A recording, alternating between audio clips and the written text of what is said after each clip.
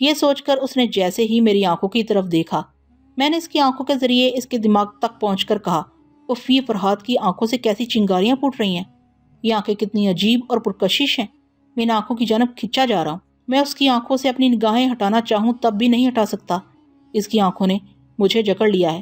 واقعی وہ ایک جگہ ساکت کھڑا ہوا میری آنکھوں میں دیکھے جا رہا تھا۔ میں پہلے ہی کہہ چکا ہوں کہ جو دماغی طور سے صحت مند اور مضبوط ہوتے ہیں انہیں کوئی بھی عمل ہپنوٹائز نہیں کر سکتا۔ اس کے لیے ضروری ہے کہ جسے ہم اپنا معمول بنانا چاہتے ہیں پہلے اس کے ذہن کو کمزور بنا دیں، جیسے بلیک گائیڈ نے ڈائریکٹر جنرل شبیر حسن کو دماغی طور پر کمزور کرنے کے لیے اسے مسافہ کرتے وقت اپنی انگوٹھی کے ذریعے کوئی ایسی دوا انجیکٹ کر دی تھی جو فوراً ہی دماغ پر اثر انداز ہوتی تھی۔ شبیر حسن ذہنی طور پر مفلوج ہو گیا، تب بلیک گائیڈ نے اس پر تنویمی عمل کیا۔ اسی طرح میں نے بھی اس مسلح جوان کو پہلے ٹیلی پیتھی کے ذریعے دماغی طور پر کمزور بنا دیا اور اب اسے تنویمی عمل سے اپنا تابع فرمان بنا رہا تھا۔ یہ آنکھیں تمہیں حکم دیتی ہیں کہ اپنی جگہ سٹول پر جا کر بیٹھ جاؤ۔ وہ چپ چاپ اس سٹول پر بیٹھ گیا جہاں وہ پہلے بیٹھا ہوا تھا۔ میں نے کہا، دروازے کی طرف دیکھتے رہو، یہ دروازہ بند ہے اور تم یہ سوچتے سمجھتے رہو گے کہ مسٹر فرحات اس کمرے کے اندر اپنے بیڈ پر سو رہے ہیں۔ باہر سے کوئی آ کر پوچھے تو تم کیا جواب دو گے؟ اس نے جیسے نیند کی حالت میں بڑبڑاتے ہوئے کہا، میں جواب دوں گا کہ مسٹر فرحات کمرے کے اندر اپنے بیڈ پر سو رہے ہیں۔ شاباش، اس دروازے کی جانب دیکھتے رہو اور وہاں سے نظریں نہ ہٹاؤ۔ وہ میرے حکم کی تعمیل کر رہا تھا۔ میں آگے بڑھ کر کوریڈور سے گزرتے ہوئے لفٹ کے پاس آ گیا۔ دوسرے وارڈ کے مریض سو رہے تھے یا ان کا مرض انہیں جگا رہا تھا۔ وارڈ کے وسط میں نرس روبی ایک کرسی پر بیٹھی میز پر جھکی کچھ لکھ رہی تھی۔ اس نے مجھے نہیں دیکھا۔ میں لفٹ کے ذریعے نیچے آ گیا اور نرسوں کے کوارٹرز کی جانب جانے لگا۔ میں فرزانہ کی طرف جا رہا تھا۔ اس وقت وہ حسین نرس ایسی تھی جو میری حفاظت کے لیے اپنی جان بھی دے سکتی تھی۔ کوارٹروں کے قریب پہنچ کر میں الجھ گیا کہ پتہ نہیں وہ کس نمبر کے کوارٹر میں رہتی ہے۔ وہاں گہری رات کا سناٹا چھایا ہوا تھا۔ جو نرسیں ڈیوٹی پر نہیں تھیں وہ اپنے کوارٹروں کی بتیاں بجھا کر آرام سے سو رہی تھیں۔ تمام کھڑکیاں اور دروازے اندھیرے میں ڈوبے ہوئے تھے۔ یہ مناسب نہیں تھا کہ میں کسی دروازے پر دستک دے کر کسی کی نیند خراب کرتا اور اسے فرزانہ کے کوارٹر کا نمبر پوچھتا۔ اسپتال سے نکلتے وقت میں یہ بھول گیا تھا کہ مجھے یہ مسئلہ پیش آئے گا۔ میں تھک کر گھاس کے فرش پر بیٹھ گیا۔ یہ تھکن بتا رہی تھی کہ ابھی میرے اندر کمزوری باقی ہے اور مجھے کچھ روز اور آرام کرنے کی ضرورت ہے۔ شبنم آلود گھاس پر بیٹھ کر کچھ سکون نصیب ہوا تو پہلے دشمنوں کے متعلق معلومات حاصل کرنے کا خیال آیا۔ بلیک گائیڈ نے شبیر حسن کے دماغ پر تنویمی عمل کا پردہ ڈال رکھا تھا۔ میں اسے سوچ کا رابطہ قائم نہیں کر سکتا تھا، لہٰذا میں بلیک گائیڈ کے دماغ میں جھانکنے لگا۔ اس وقت بلیک گائیڈ خوش ہو کر چٹکی بجاتے ہوئے کہہ رہا تھا، یہ ہوئی کام کی بات، تم نے پہلے کیوں نہیں بتایا کہ یہ فرحات کی کمزوری ہے؟ اب میں دیکھوں گا کہ وہ مجھ سے بچ کر کہاں جائے گا یا کس طرح اپنے بچاؤ کی پلاننگ کرے گا۔ میں بوکھلا کر سوچنے لگا کہ بلیک گائیڈ کو میری کون سی کمزوری معلوم ہو گئی ہے، مگر افسوس انسان کو سب کچھ معلوم ہو جاتا ہے، صرف اپنی کمزوری معلوم نہیں ہوتی، حالانکہ وہ اپنی اس کمزوری سے گزر چکا ہوتا ہے، پھر بھی اسے یاد نہیں رہتا۔ یہی میرا حال تھا۔ میں تیزی سے اپنی اچھی اور بری عادتوں کو ٹٹولنے لگا، لیکن کوئی ایسی کمزوری یاد نہ آئی جو دشمن کے کام آنے والی تھی۔ بلیک گائیڈ بہت زیادہ محتاط ہو گیا تھا۔ وہ سوچ رہا تھا کہ اب وہ میری کمزوریوں سے متعلق نہیں سوچے گا، ورنہ میں ٹیلی پیتھی کے ذریعے معلوم کر لوں گا۔ وہ سوچنے کے بجائے ایک دم سے عملی قدم اٹھانے کے لیے اسپتال کی طرف آ رہا تھا۔ اس کے ساتھ شبیر حسن اور شیتل تھے۔ اس کے علاوہ انٹیلیجنس کے 2 جوان شبیر حسن کے باڈی گارڈ کے طور پر ساتھ آ رہے تھے۔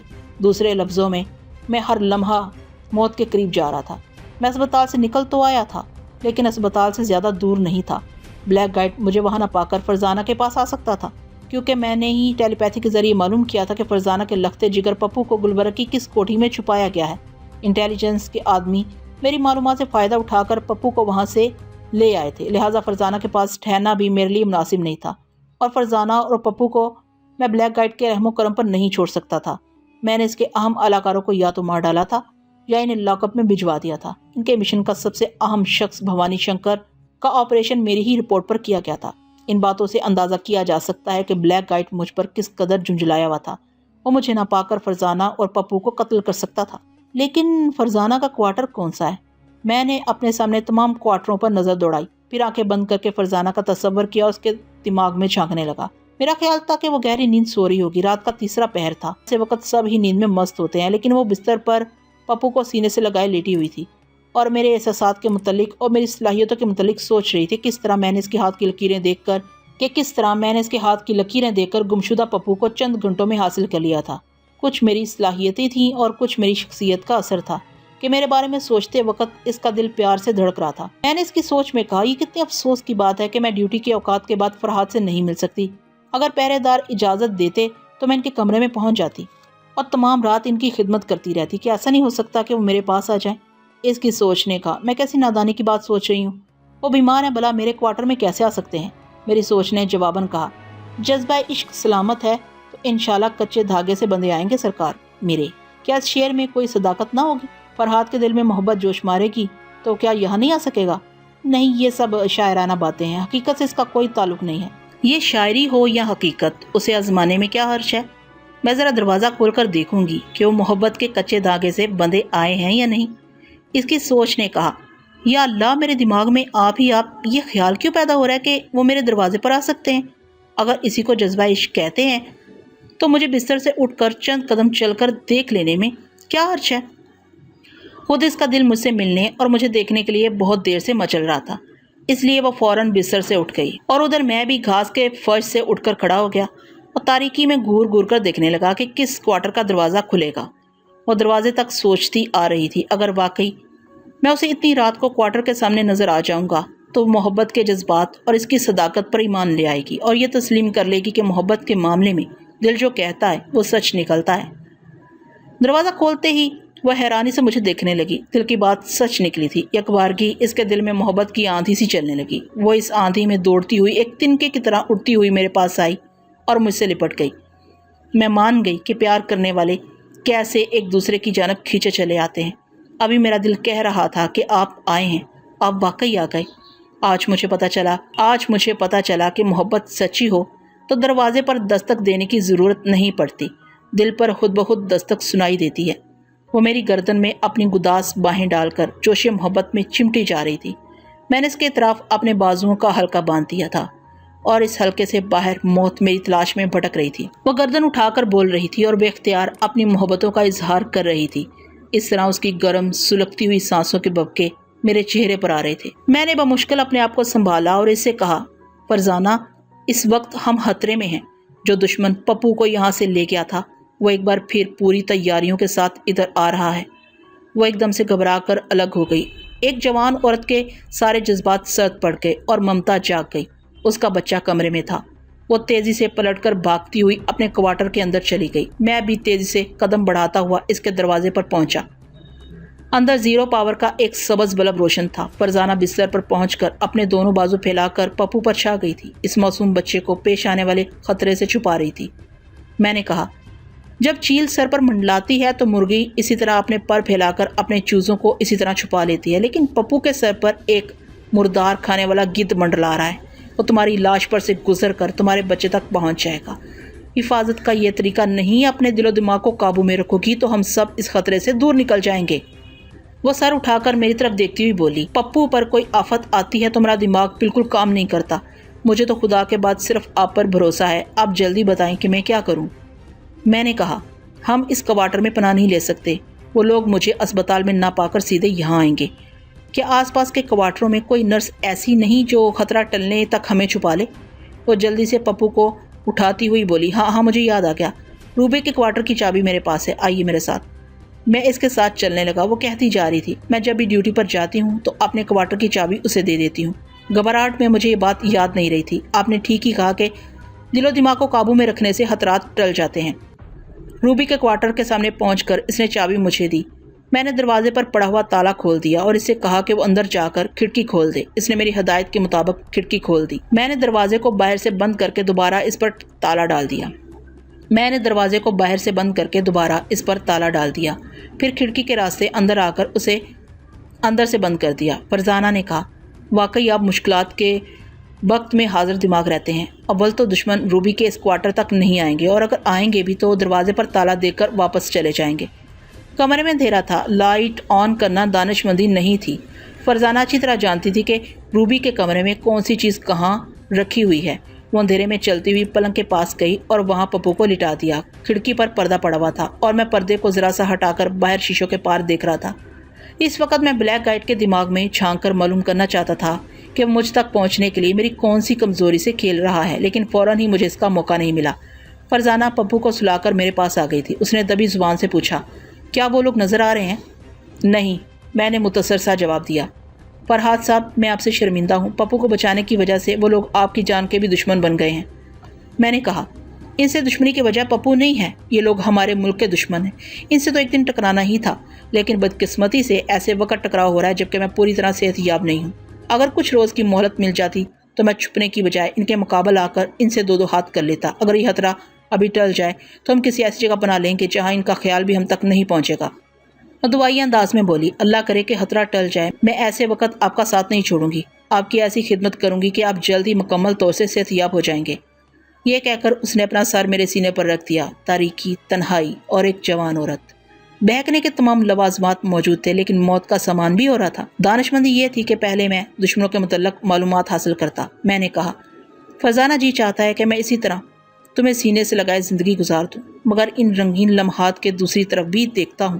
فرض کرو کہ اس وقت دشمن اچانک ہی اس طرف سے گزرنے لگے اور ایسے وقت پپو نیند سے بیدار ہو کر تمہیں آواز دے، تو وہ گزرنے والے ٹھٹک کر سوچنے پر مجبور ہو جائیں گے کہ بند کوارٹر کے اندر سے بچے کی آواز کیسے آ رہی ہے۔ فرزانہ تڑپ کر مجھ سے الگ ہو گئی۔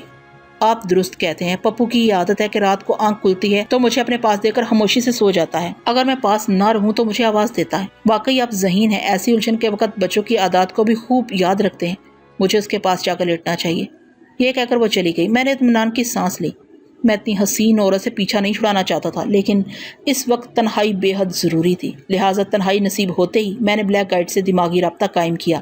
وہ ایک کہا سے ٹیک لگائے کہیں تنہا کھڑا تھا۔ اس نے اپنے رسٹ واچ کو دیکھتے ہوئے سوچا، 15 منٹ ہو چکے ہیں۔ شبیر حسن کے ساتھ فرحات کے کمرے میں پہنچ گیا ہوگا اور اس کا گلا گھونٹ رہا ہوگا۔ شبیر حسن نے بہت دیر سے مجھے بتایا کہ فرحات ٹیلی پیتھی کے ذریعے گونگے شیتل کے دماغ تک نہیں پہنچ سکتا اور اس کی یہ کمزوری پہلی معلوم ہو جاتی تو اتنا وقت ضائع نہ ہوتا۔ بہرحال اب بھی اس کی یہ کمزوری میرے کام آ رہی ہے، اسی لیے میں نے شیتل کو شبیر حسن کے ساتھ بھیجا ہے۔ شبیر حسن کے دماغ پر میرے تنویمی عمل کا اثر ہے، لہٰذا فرحات شبیر حسن کے دماغ تک بھی نہیں پہنچ سکا ہوگا۔ اسے پتہ نہیں چلا ہوگا کہ دو ایسے دشمن اس کے پاس آ رہے ہیں جو اس کی خیال خوانی سے متاثر نہیں ہو سکتے ہیں، اور پھر یہ کہ وہ اسپتال کے بیڈ پر پڑا ہوا ہے۔ شیتل اس کمزور اور بیمار دشمن کو چند ہی منٹوں میں گلا گھونٹ کر مار دے گا اور پھر دروازے کو پہلے کی طرح بند کر کے بھوانی شنکر کے کمرے میں جائے گا اور شبیر حسن کی مدد سے اسے کمرے سے اٹھا کر ایمبولینس تک پہنچا دے گا۔ یہ کام اب تک ہو جانا چاہیے۔ میرا خیال ہے کہ اب وہ ایمبولینس لے کر ہسپتال کے کمپاؤنڈ سے باہر نکلنے ہی والے ہوں گے۔ وہ سوچ رہا تھا اور اس ایمبولینس کا انتظار کر رہا تھا جس میں شیتل، شبیر حسن اور بھوانی شنکر پہنچنے والے تھے۔ اتنی دیر کے بعد اس کی سوچ نے بتایا تھا کہ میری کون سی کمزوری اس کے ہاتھ آ گئی ہے۔ اسے معلوم ہو گیا تھا کہ میں کسی کی آنکھوں کے ذریعے اس کے دماغ تک پہنچ سکتا ہوں یا کسی کی گفتگو کے لہجے سے اس کی سوچ کے لہجے کو اپنی گرفت میں لے سکتا ہوں۔ شیتل گونگا تھا، لہٰذا اس کے گفتگو کرنے کا سوال ہی پیدا نہیں ہوتا تھا۔ وہ اب تک ایک ہی بار مجھ سے ٹکرایا تھا، اس وقت وہ نقاب میں تھا۔ رات کی نیم تاریکی تھی، اس لیے اس کی آنکھیں واضح طور سے نظر نہیں آئیں۔ پھر وہ تو کوئی مشینی انسان تھا، اتنا پھرتیلا، طاقتور تھا جتنا کہ ایک آہنی بلڈوزر ہو سکتا ہے۔ اپنے سامنے والی ہر چیز کو کچل دیتا تھا یا توڑ پھوڑ کر رکھ دیتا تھا۔ اگر اس وقت میں اسپتال کے کمرے میں ہوتا تو بلیک گائیڈ کے خاموش منصوبے کے مطابق وہ آہنی انسان مجھے پیس کر رکھ دیتا۔ میں نے سوچ لیا کہ اب کہیں مجھے آرام کرنے کی مہلت ملے گی تو سب سے پہلے میں شیتل جیسی فولادی دیوار کو توڑنے کی تدبیر سوچوں گا۔ اسی کمبخت نے مجھے توڑ پھوڑ کر ہسپتال پہنچایا تھا، اب ضروری تھا کہ جلد از جلد میں اسے توڑ پھوڑ کر جہنم میں پہنچا دوں۔ اس کے ٹوٹنے سے بلیک گائیڈ خود بخود ٹوٹ پھوٹ بکھر کر رہ جائے گا۔ میں دوسروں کی سوچ پڑھتے پڑھتے خود اپنی ہی سوچ میں بھٹک جاتا ہوں۔ ایسے وقت پتہ نہیں چلتا کہ کتنا وقت گزر گیا ہے۔ میں نے دوبارہ بلیک گائیڈ سے دماغی رابطہ قائم کیا۔ اس وقت تک شبیر حسن اور شیتل ایک ایمبولینس میں وہاں پہنچ گئے تھے۔ ایمبولینس کے پچھلے حصے میں بھوانی شنکر لیٹا ہوا تھا۔ بلیک گائیڈ نے پچھلے حصے کا دروازہ کھول کر دیکھنے کے بعد شبیر حسن سے پوچھا، فرحات کا کیا بنا؟ وہ ہسپتال کے بیڈ پر نہیں تھا۔ پھر کہاں تھا؟ پتہ نہیں کہاں غائب ہو گیا۔ تم نے کہا تھا کہ ہم ہسپتال پہنچ کر وقت برباد نہ کریں، فرحات کا کام تمام کریں اور بھوانی شنکر کو لے آئیں۔ جب فرحات نہیں ملا تو میں نے یہی مناسب سمجھا کہ پہلی فرصت میں بھوانی شنکر کو نکال کر لے آؤں۔ بلیک گائیڈ نے کہا، یہ تم نے اچھا کیا، لیکن فرحات کہاں چلا گیا؟ وہ میرے لیے ایک مستقل خطرہ بن گیا ہے۔ مشکل یہ ہے کہ اس سے پیچھا چھڑانے کے لیے ابھی بارڈر کراس نہیں کر سکتا۔ اس وقت 4 بجے ہیں، سرحد تک پہنچنے سے پہلے ہی صبح ہو جائے گی۔ ہو سکتا ہے ہم سرحدی فوجیوں کی نظر میں آ جائیں۔ شبیر حسن کے ساتھ انٹیلیجنس کے 2 مسلح جوان تھے۔ بلیک گائیڈ کی باتیں سن کر ایک جوان نے چونک کر پوچھا، کیا آپ لوگ غیر قانونی طریقے سے سرحد پار کرنا چاہتے ہیں؟ بلیک گائیڈ نے جواب دیا۔ ہاں، سرحد پار کرنے کے لیے تم لوگوں کا وجود ضروری نہیں۔ اس نے گونگے شیتل کو اشاروں میں کہا، ان مسلح جوانوں کا کام تمام کر دے۔ اس کا حکم پاتے ہی شیتل نے ان پر چھلانگ لگا دی۔ وہ دو صحت مند اور تربیت یافتہ فائٹر تھے، مگر شیتل کے حملوں کے آگے ٹھہر نہیں سکتے تھے۔ ان کے تمام جوابی حملوں کا اس فولادی انسان پر اثر نہیں ہوتا تھا۔ وہ ایک ایک ہاتھ میں دونوں کو زمین دکھا دیتا تھا۔ اس کا بھاری بھرکم ہاتھ کس طرح ہڈی پسلی توڑ کر رکھ دیتا تھا، اس کا مجھے ذاتی تجربہ ہو چکا تھا۔ اب بھی اس کی جناتی قوتوں کے متعلق سوچتا ہوں تو دل ہی دل میں اسے داد دیتا ہوں۔ دشمن ہو تو ایسا کہ مقابلہ کرتے وقت پسینہ چھوٹ جائے، اور اپنا حوصلہ اور جواں مردی یہ ہو کہ اپنی زندگی کی آخری سانس تک ایسے ناقابل شکست انسان کو شکست دینے کا عزم تازہ رہے۔ شیتل نے ذرا سی دیر میں دونوں کی گردنوں کو اپنی اپنی بغلوں میں دبا لیا۔ یہ سب کچھ بلیک گائیڈ اپنی آنکھوں سے دیکھ رہا تھا۔ آنکھیں دماغ کے تعاون سے دیکھتی ہیں اور دماغ آنکھوں کے تعاون سے سوچتا ہے، لہٰذا میں اس کی سوچ کی کمنٹری سے تصور کی اسکرین پر انہیں لڑتے دیکھ رہا تھا۔ شیتل نے دونوں کی گردنیں دبوچ کر انہیں مار ڈالا تھا۔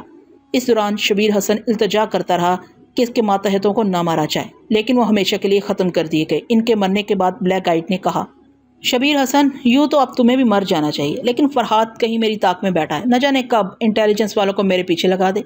اس کے پاس ٹیلی پیتھی کا ایسا علم ہے کہ میں جہاں بھی پناہ لوں گا وہ اپنے علم کے ذریعے اس جگہ کا پتہ معلوم کر لے گا اور پولیس والوں کے ساتھ وہاں پہنچ جائے گا۔ فی الحال اپنی اور شیتل کی سلامتی کے لیے تمہیں یرغمال کے طور پر رکھنا ضروری ہے۔ جب تک تم ہماری قید میں رہو گے پولیس والے ہمیں نقصان پہنچانے سے پرہیز کرتے رہیں گے۔ اس نے اپنی نکٹائی کھول کر شیتل کو دیکھتے ہوئے اشارے سے سمجھایا کہ اس نکٹائی سے شبیر حسن کے دونوں ہاتھ اس کی پشت پر باندھ دے۔ وہ گونگا اس کے حکم کی تعمیل کرنے لگا۔ بلیک گائیڈ بڑی تیزی سے سوچ رہا تھا کہ وہ کس طرح کسی ایسے مقام تک پہنچ سکتا ہے جہاں تک میرا علم نہ پہنچ سکتا ہو۔ حالانکہ میرے علم کو محدود کرنا بظاہر ناممکن تھا، لیکن انسان ذہانت سے کام لے تو جو بات ناممکن ہے وہ ممکن ہو جاتی ہے۔ پھر میں بلیک گائیڈ کی ذہانت کا قائل ہو گیا۔ اس نے مجھے اندھیرے میں رکھنے کے لیے ایک بہت ہی عمدہ تدبیر سوچ لی۔ اس نے شیتل کو اشاروں میں سمجھایا۔ وہ اشاروں کو سمجھتا رہا، پھر ان کے مطابق عمل کرنے لگا۔ اس نے بلیک گائیڈ اور شبیر حسن کی آنکھوں پر پٹی باندھ دی اور انہیں کار کی پچھلی نشست پر بیٹھنے میں مدد دی۔ وہاں بیمار بھوانی شنکر کو پہلے ہی بٹھا دیا گیا تھا۔ مقصد یہ تھا کہ گونگا شیتل کار ڈرائیو کر کے انہیں جس اڈے پہ لے جائے گا اس کا راستہ شبیر حسن اور بلیک گائیڈ اپنی آنکھوں سے نہ دیکھ سکیں گے۔ اگر دیکھیں گے تو ان کا دماغ ان راستوں کے متعلق سوچے گا۔ میں ان کے دماغ سے ان کی منزل کا پتہ معلوم کرتا رہوں گا۔ بلیک گائیڈ نے واقعی ذہانت کا ثبوت دیا تھا اور شیتل کو یہ سمجھا دیا تھا کہ وہ اپنی مرضی سے کسی ایک پناہ گاہ کی طرف انہیں لے جائے جہاں لے جانا چاہے۔ اس کے متعلق اپنے باس بلیک گائیڈ کو بھی نہ بتائیں۔ اب یہ صورتحال تھی کہ وہ دونوں آنکھیں بند کیے پچھلی سیٹ پر اندھوں کی طرح بیٹھے تھے اور ایک گونگا کار ڈرائیو کرتا ہوا انجانی منزل کی جانب انہیں لے جا رہا تھا۔ میں گونگے کے ذہن کو نہیں پڑھ سکتا تھا۔ اس وقت بلیک گائیڈ اور شبیر حسن کی طرح میری آنکھوں پر بھی لا علمی کی پٹی بند گئی تھی۔ میں کچھ دیر تک کوشش کرتا رہا کہ کسی طرح بلیک گائیڈ کی سوچ سے یہ اگلوا لوں کہ اس کی کتنی خفیہ پناہ گاہیں ہیں، لیکن وہ بہت ہی مشکل مزاج تھا۔ وہ برابر اپنی پناہ گاہوں کے متعلق سوچنے سے سختی سے انکار کرتا رہا۔ وہ سمجھ گیا تھا کہ میں اس کے دماغ میں جھانک رہا ہوں۔ اس نے طنزی انداز میں کہا، بیٹے فرحاد، میں تمہاری چالاکیوں کو اچھی طرح سمجھتا ہوں۔ انسان کا چھوٹا سا دماغ ایسا ہے جس میں سارے جہان کی وسعتیں سما جاتی۔ میں نے ذہن کی گہرائی اور گہرائی کا انت تک مطالعہ کیا ہے۔ یہ کام سے مطالعہ ہے کہ ہمارے دماغ میں دو طرح کی سوچیں ہوتی ہیں، ایک مثبت دوسری منفی، یعنی ایک سوچ کہتی ہے یہ کام کرو، دوسری سوچ کہتی ہے اس کام کو نہ کرو۔ بعض اوقات انسان کسی فیصلے کی اہم گھڑیوں میں انہی دو سوچوں کے درمیان الجھ جاتا ہے۔ تم بھی مجھے اسی طرح الجھانے کی کوشش کر رہے ہو۔ میں اپنی منفی سوچ میں اپنی خفیہ پناہ گاہوں کے متعلق سوچنے سے انکار کر رہا ہوں۔ تم میری مثبت سوچ بن کر مجھے ان جگہوں کے متعلق سوچنے پر مجبور کر رہے ہو، لیکن میں نے آنکھوں پر پٹی باندھ رکھی اور اپنی قوت ارادی سے اپنی سوچ کو دوسری طرف بھٹکا رہا ہوں تاکہ تمہارے بہلاوے میں نہ آ سکوں۔ میں نے اس کی مثبت سوچ میں کہا، ہاں یہی مناسب ہے، مجھے اپنی سوچ کو دوسری طرف بھٹکانا چاہیے۔ یہ تو میں خود بھی نہیں جانتا کہ شیتل مجھے کس پناہ گاہ کی طرف لے جائے گا، لہٰذا مجھے یہ سوچنا چاہیے کہ کس مقام سے سرحد پار کرنا مناسب ہوگا۔ میں موقع پا کر شیتل کو اشاروں میں سمجھا دوں گا کہ ہمیں رن کچ کے میدان سے سرحد کو عبور کرنا چاہیے۔ نہیں، اس کی منفی سوچ نے کہا، اتنی دور رن کچ کی طرف جانا مناسب نہیں ہے، یہاں کا سب سے قریبی بارڈر واقع ہے۔ لیکن نہیں، مجھے ابھی کسی ایسے مقام کے متعلق نہیں سوچنا چاہیے جہاں سے مجھے گزرنا ہے۔ ہو سکتا ہے فرحاد میرے خیالات کو پڑھ رہا ہو۔ او مائی گاڈ! سوچنے کی دھن میں یہ بھول گیا تھا کہ وہ کمبخت میرے دماغ میں جھانک رہا ہوگا۔ کیا مصیبت ہے! میں نے اپنی زندگی میں بڑے بڑے خطرناک دشمنوں کو زیر کیا ہے، لیکن یہ تو عجیب و غریب قسم کا دشمن ہے۔ ہر لمحہ میرے دماغ میں آسن جما کر بیٹھ جاتا ہے۔ میں گہری نیند سوتا رہوں گا تب بھی یہ میرے خیالوں کو پڑھتا رہے گا، کیونکہ خوابوں کا تعلق بھی دماغ سے ہوتا ہے۔ پتہ نہیں آسیب کی طرح دل و دماغ پر چھا جانے والے اس دشمن سے کب اور کیسے نجات ملے گی۔ وہ خائف تھا اور ہر لمحہ میری خیال خانی کی صلاحیتوں سے سہما ہوا تھا۔ کوئی اور دشمن ہوتا تو گھبرا کر اب تک میرے سامنے گھٹنے ٹیک چکا ہوتا، مگر وہ ضدی تھا۔ شکست کے آخری لمحے تک پہنچنے سے پہلے مجھے شکست دینے کی ہر ممکن کوشش میں مصروف تھا۔ میں نے اس وقت اس کا پیچھا چھوڑ دیا اور اپنے ماحول میں واپس آ گیا۔ میری زندگی بھی عجیب ہے، میں خیالی راستوں کا مسافر ہوں، منٹوں میں صدیوں کا فاصلہ طے کر جاتا ہوں۔ ابھی میں بہت دور بلیک گائیڈ کی بھاگتی ہوئی کار میں اس کے دماغ سے چپکا ہوا تھا اور ابھی روبی کے کمرے میں واپس آ گیا۔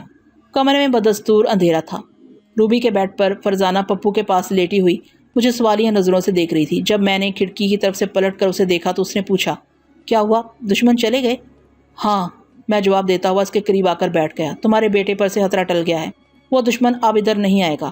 خدا کا شکر ہے، وہ اطمینان کا سانس لے کر بولی۔ چلیے اب ہم اپنے کوارٹر میں چلیں۔ میں نے کہا، تم جا کر آرام کرو، ابھی میری قسمت میں آرام نہیں لکھا ہے۔ مجرم اسپتال سے بھوانی شنکر اور شبیر حسن کو ساتھ لے کے آئے۔ میں ابھی اسپتال سے چلا آیا ہوں، ایسی صورت میں پولیس والے میرے پیچھے پڑ جائیں گے اور گم ہونے والے کے متعلق مجھ سے طرح طرح کے سوالات کریں گے۔ اگر میں نے انہیں اطمینان دلا دیا تو ابھی انٹیلیجنس والے مجھے مجبور کریں گے کہ میں اپنی صلاحیتوں سے شبیر حسن کو تلاش کروں۔ دوسری طرف بلیک گائیڈ کو اگر یہ پتہ چل گیا کہ میں دوبارہ انٹیلیجنس والوں سے منسلک ہو گیا ہوں تو میرا پتہ ٹھکانہ معلوم کر لے گا اور کسی بھی وقت شیتل کو اچانک ہی مجھ پر حملہ کرنے کے لیے بھیج دے گا۔ فرزانہ، میں تمہیں ساری تفصیل نہیں بتا سکتا میں کس طرح سے دشمنوں میں گرا ہوا ہوں۔ مجھے یہاں سے جلد از جلد چلے جانا چاہیے۔ میں بھی تمہارے ساتھ چلوں گی۔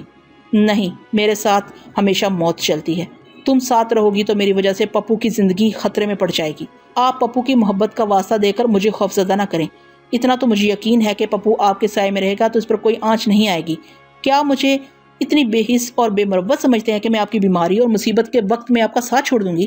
میں جانتا ہوں کہ تم مجھے دل و جان سے چاہتی ہو، تم میرا ساتھ نہیں چھوڑو گی، لیکن میں کس دن کس لمحے تمہارا ساتھ چھوڑ جاؤں گا یہ میں خود نہیں جانتا، کیونکہ دشمن سرحد پار کرنے والے ہیں۔ میں ان کے دیس تک ان کا پیچھا کروں گا، ان کے گھروں میں گھس کر عبرتناک سزائیں دوں گا۔ ٹھیک ہے، آپ جہاں جائیں گے میں آپ کے راستے کی دیوار نہیں بنوں گی، لیکن میرے کہنے سے آپ کو 2-4 روز تک دشمنوں کا خیال چھوڑنا ہوگا۔ آپ کی حالت ایسی نہیں ہے کہ آپ خطرناک دشمنوں کے پیچھے ایک طویل سفر کر سکیں۔ میں آپ کی ضرورت کی دوائیں مہیا کروں گی، صبح شام آپ کے بدن کی مالش کروں گی، اور جب آپ پوری طرح صحت یاب ہو جائیں گے تو پھر میں آپ کے راستے سے ہٹ جاؤں گی۔ میں اس کی محبت اور خدمت کے جذبوں سے متاثر ہو گیا۔ بھلا ایسی وفادار حسین عورت کا دل کون توڑ سکتا ہے؟ میں نے اس کے مشورے کو تسلیم کر لیا۔ وہ پپو کو گود میں لے کر باہر آ گئی۔ میں نے پہلے کی طرح روبی کے کمرے کو لاک کر دیا اور فرزانہ کے ساتھ اس کے کوارٹر میں آ گیا۔ اس دوران میں سوچتا جا رہا تھا کہ مجھے کہاں پناہ لینی چاہیے۔ میں اپنی کوٹھی میں واپس نہیں جا سکتا تھا، وہاں انٹیلیجنس والے پہنچ جاتے۔ اب میں ان لوگوں کا سامنا نہیں کرنا چاہتا تھا۔ میں نے یہ سوچ لیا تھا کہ شبیر حسن، شیتل اور بلیک گائیڈ کی کسی منزل کا پتہ چلے گا تو میں ٹیلی فون کے ذریعے انٹیلیجنس والوں کے کسی افسر کو اطلاع دے دوں گا۔ میں ان سے دور رہ کر بھی اپنا فرض پورا کر سکتا تھا۔ فرزانہ نے ایک سوٹ کیس میں اپنے کپڑے رکھتے ہوئے کہا، ہم اپنے ساتھ سوٹ کیس اور ضرورت کا دوسرا سامان لے جائیں گے اور کسی محلے میں کرائے کا مکان لے کر رہیں گے۔ میں نے کہا، یہ اچھا مشورہ ہے، لیکن کرائے کا مکان تلاش کرنا ہوگا، پتہ نہیں کتنے دنوں کی تلاش کے بعد مکان ملے۔ ابھی تو ہمیں فوراً ہی سر چھپانے کی جگہ چاہیے۔ بہتر ہے کہ ہم کسی اچھے سے ہوٹل میں جا کر رہیں، وہاں میں تمام دن کمرے میں رہوں گا، کوئی مجھے نہیں دیکھ سکے گا۔ تمہارے لیے یہ مناسب ہوگا کہ اپنا سامان اسی کوارٹر میں رہنے دو، صرف پہننے کے لیے چند جوڑے رکھ لو۔ میرے لیے یہ مشکل ہے کہ اسپتال کے کپڑے میرے بدن پر ہیں، اگر ایک جوڑا کہیں سے مجھے پہننے کے لیے مل جاتا تو۔ فرزانہ نے قطع کلامی کرتے ہوئے کہا، میرے پاس پپو کے ڈیڈی کے چند جوڑے رکھے ہوئے ہیں، ان کی بھی جسامت آپ ہی کی طرح تھی، آپ ان لباسوں کو پہن کر دیکھیں، شاید آپ کے کام آ جائیں۔ وہ الماری کے پاس گئی، اسے کھول کر کپڑے نکالے، پھر انہیں میرے سامنے بستر پر رکھتی ہوئی بولی، اگر آپ کو پسند آ جائیں تو یہ سب آپ کے لیے ہیں۔ میں ایک پتلون اور شرٹ اٹھا کر غسل خانے میں لباس بدلنے چلا گیا۔ وہ باتھ روم کے بند دروازے کو دیکھ رہی تھی اور میرے ہی متعلق سوچ رہی تھی۔ جب میں لباس بدل کر باہر آیا تو مجھے ایسے دیکھنے لگی جیسے اس کے برسوں کا بچھڑا ہوا خامند دوبارہ زندہ ہو کر باہر چلا آیا ہو۔